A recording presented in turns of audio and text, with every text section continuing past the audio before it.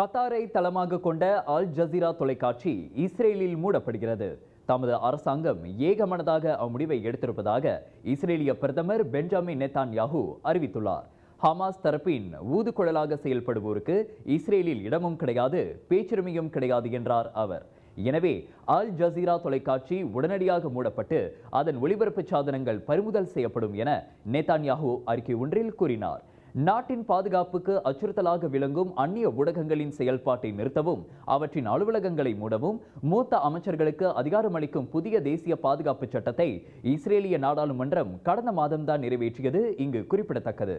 நெத்தான்யாஹூ அரசாங்கத்துக்கும் பிரபல செய்தி ஊடகமான அல் ஜசீராவுக்கும் நீண்ட காலமாகவே ஒத்துப்போகாது என்பது ஊரறிந்த ரகசியமாகும். அல் ஜசீரா செய்திகள் சதா பாலஸ்தீனத்துக்கு ஆதரவாகவும் இஸ்ரேலை ஏதோ கொடுங்கோல் அரசாங்கம் போன்று சித்தரிப்பதாகவும் நெத்தான்யாஹூ குற்றம் சாட்டி வந்துள்ளார். அரபு மண்ணின் முதல் சுயேட்சை செய்தி நிறுவனமாக தன்னை அடையாளப்படுத்திக் கொள்ளும் அல் ஜசீரா தொலைக்காட்சி ஆங்கிலத்திலும் அரபு மொழியிலும் ஒளிபரப்பாகிறது.